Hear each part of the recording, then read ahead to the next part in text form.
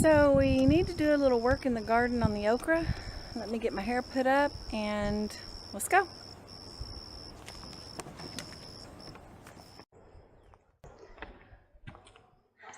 So I'm coming out here to the okra and I'm going to trim off a lot of these lower big leaves. And I'm just going to throw them back up under there. Helps keep the grass and the weeds from growing up. But also I've got turnip greens planted under here and they don't need that shade, but also okra gets really thick and because their leaves are so big and they bush out and they need some airflow. And the bottom leaves they've been used. You're not going to get okra down there, so taking them out.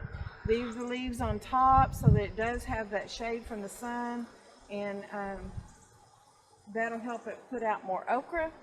It'll give it some airflow to keep disease and pests away, and it's going to give some sun to my turnip greens that are growing underneath. I have to be very careful not to step on my turnip greens.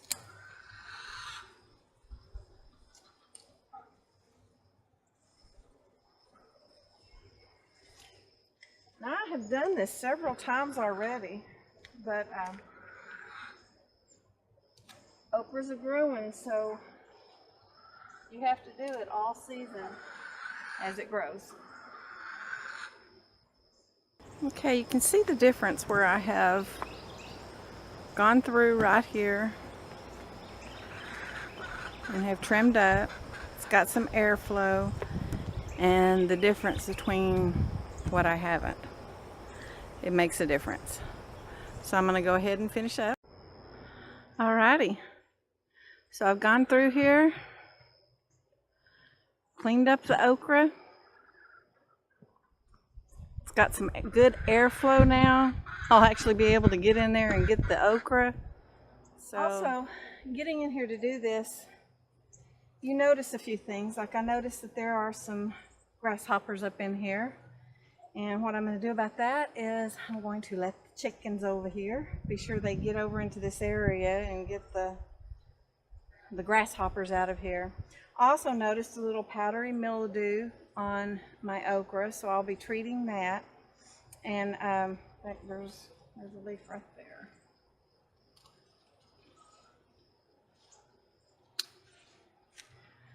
This is the leaf that the grasshoppers have been getting, and this is the one that's got a little bit of powdery mildew. Now that's not much, it's not anything to get really worried about, but if you treat it beforehand, you won't have to worry about it later. So I've got a good mulch bed. Let's see if you can see that. Good mulch bed on the bottom there,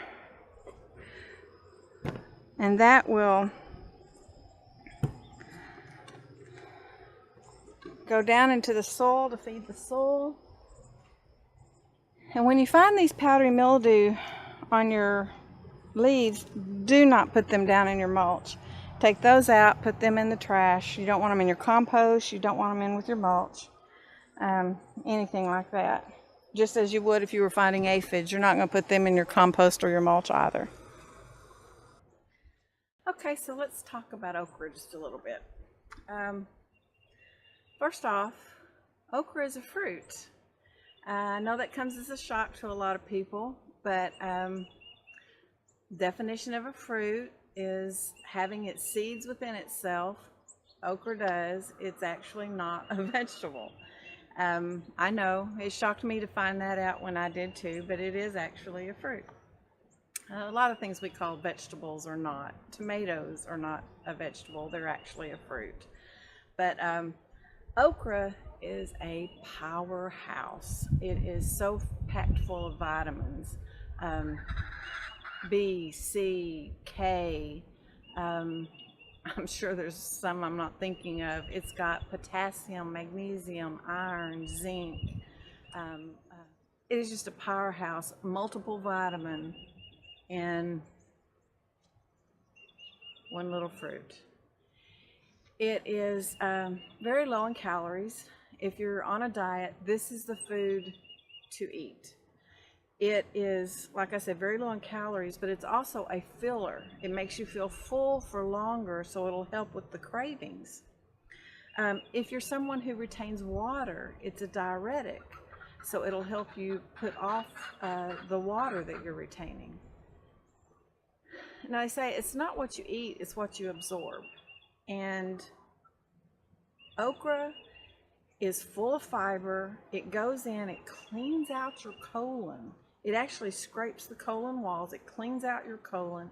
It prepares your gut to be able to take in all the vitamins and the nutrition that you get for your diet. So, you know, okra is something that you really need to add to your diet. Now, a lot of people say that they don't like that jelly thing that you get, and that really, you only get that when you boil it, but you can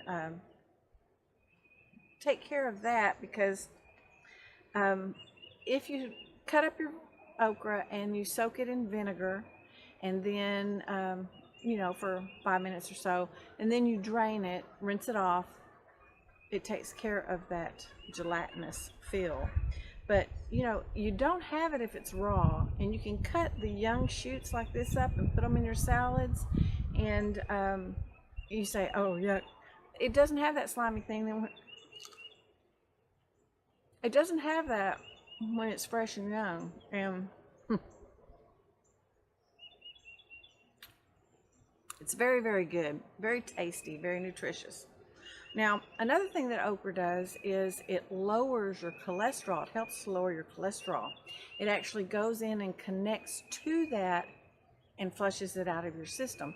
And the finer the particles of the okra are, the better. And this is one of the reasons why I say, when you're harvesting your okra, when you come across those that you missed maybe the day before, or you had to skip a day, because it just takes a day for okra to go crazy. And you know, like I harvested mine yesterday, and it's already got quite a few on here that are ready to go again today. But if you take those that are too tough and you dehydrate them in your dehydrator or your sun oven, or however you dehydrate your food, but you want to do it in a low temperature because you want to be sure that you retain all the vitamin and the nutrition that's in your okra. So dehydrate your okra. Once you get it dehydrated, you put it through your coffee grinder, your herb grinder, or whatever. Then you sift it, and you have a powder that is a thickening agent for soups and stews and stir fries, and in your salad dressings. Just, you know, like a fourth to a half a teaspoon in your salad dressing. Shake that jar up and it'll thicken it. Plus you've now made that a very healthy thing because it's going to go in and it's going to help pull out that cholesterol. Of course, you're using your salad dressing on a salad, so you're already being healthy. You just boosted it up a notch. Okra is also good for your heart. It helps the cardiac functions of your heart. It fights cancer. It goes in and fights the free radicals that are in your body, which is what causes the cancer. It's also an anti-inflammatory, and study has shown that all diseases start with inflammation in the body. So you want an overall boost to your immune system, okra is the way to do it.